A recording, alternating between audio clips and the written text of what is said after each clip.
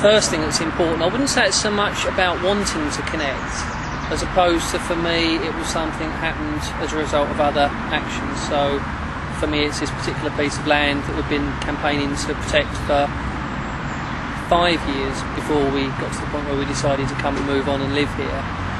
And although it was important at that stage, it was more really a strategic opportunity, so just part of an ordinary campaign, and we weren't particularly connected to it. And I'd still say at this point that I don't see anywhere in this society that anybody's particularly sane or connected or in their right mind really with respect to the people out that side of the fence. So it was a process that evolved over the time that we were here, and that's something that can only happen with time and effort and people really. So I feel more connected to Camp Bling, connected to a degree to the people who are around me here at the moment, and we've had various people living here. So it's a result of other things, I would say. I think that's important to know. I think if you go looking for it, you wouldn't necessarily find it. It's a very experiential based thing. I realised soon after we got here that it's something that I'd never been a part of or involved with, living in a community with other people working together. And I'd include my family in with that, and other people that I've known. We're all very separate, atomised, separate nuclear families, competitive individuals, and that might be best for the state, but it's certainly not best for the individual.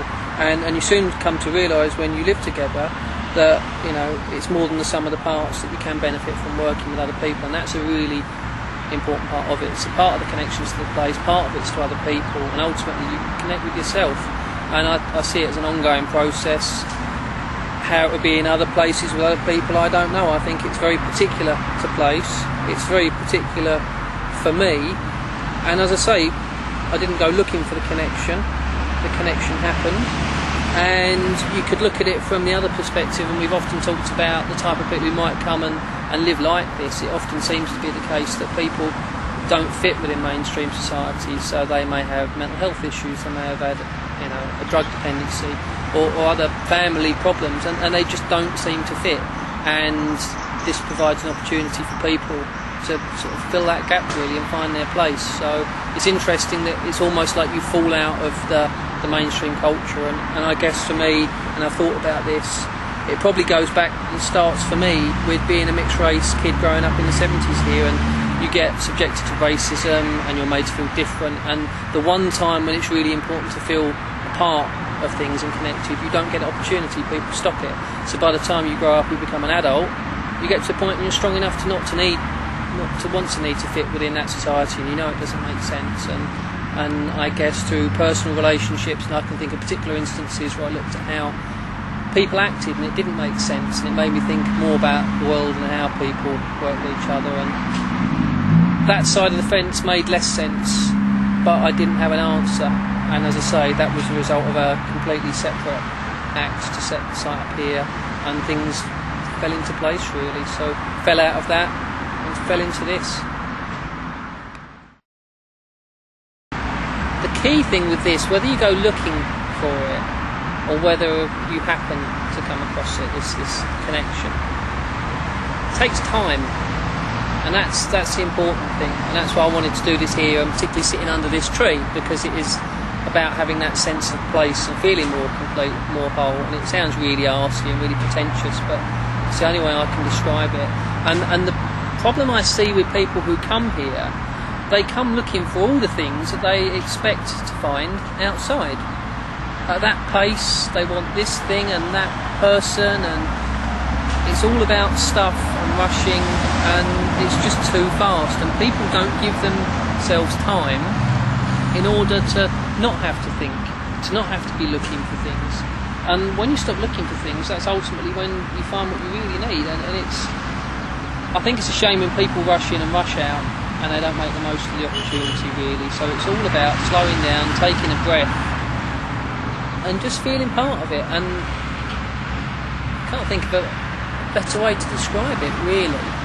It's like the feeling I get if I walk into the allotment site, or if I go to a cemetery of all places. It's that feeling of peace, of stillness, that sense of tranquility, which you don't get the opportunity to experience so much in modern life. So people can read all the books, they can sit in their nice kitchens and talk about all of these things, but for one, they don't give themselves the opportunity, and two, I think even if they look for it, it's very difficult to find. It's hard to be yourself and find yourself when all you can do is think about things that are really constructed by other people for other reasons. So it's about stopping, it's about slowing down, it's about feeling rooted, and as stressed as you might be and as hectic as things might get, you know, when you go to that place, you stand by that tree, you light your burner, it all just goes out the window, and you realise that all of the things that are constructed by society ultimately are pretty meaningless. It's all very transitory, very, you know, it's a passing through, and people don't make the most of the moment, living in the now, which is the phrase that people talk about, and I think that is forced upon you here. I always feel more grounded in this place than I do elsewhere, and when I've been around and working in London and doing other things, it just feels alien, it feels bizarre, it feels wrong. And when I'm here, as bad as things might be, you know, something that always catches my mind, and it's a key thing for me actually, and that does work when I'm not here, it's the one thing that probably does, is I can be walking down the road, I can be thinking about something else. If I see a bird, if a bird catches my eye, it will just stop me and it breaks a spell like that, and all of a sudden that's that little bit of a connection with nature. So it's a bit like that, but it's much more ongoing. It's a place that's always there, you just got to go and find it. But as to finding it outside, I think that's another thing, but it's very time dependent, and it's not necessarily sexy or exciting. It doesn't get you in the Guardian, and it's not something you can really tell people to do. It's a very profound but simple truth really, and I think people are looking for something very complicated, and it'd be interesting to see how people in other cultures spoke about it. I wonder if it would be similar, I wonder if it would be different. How does it feel to you? Is there any particular sense, a sense of stillness, a sense of safety, a sense of feeling more complete. Grounded is an important word. I know I've spoken to other people about this, so that's a word that people have used. So you can go away, it can be hectic, but you can come back and it's alright. So it's always there. It's something you can dip in and out of. So yeah, like walking into an allotment site, like walking into a cemetery, like going somewhere quiet.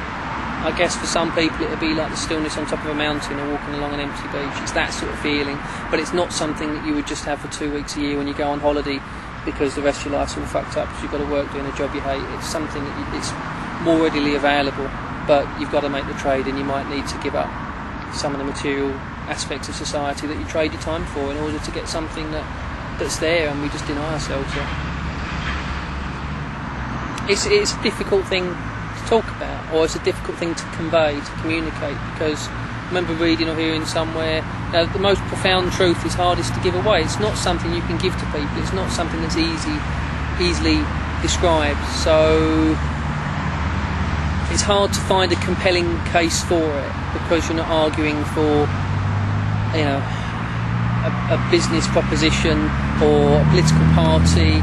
It's something much more personal than that, so it would be different for other people, I guess, and it's frustrating when you get that feeling and you get, you know, the urge, you feel compelled sometimes to talk to other people and to tell them what it can be like, and you can see that really it washes over people. So, and that includes some of the people who've been here, as I say, who rush through and they're looking for something else, and wherever they go they take it all with them. You know, I guess most of it's all in our own heads, and we take our own problems with us, and we just need the opportunity to step back out of that. And 24-hour consumer machine society does not give you that opportunity, and I don't see that really in too many of the books. So I think really, rather than go looking for things, a lot of this is about letting go of stuff that really is ultimately very meaningless, and we know that deep down, but we deny it because we don't know what else we'd replace it with, and that's the fear. It's the leap into the unknown.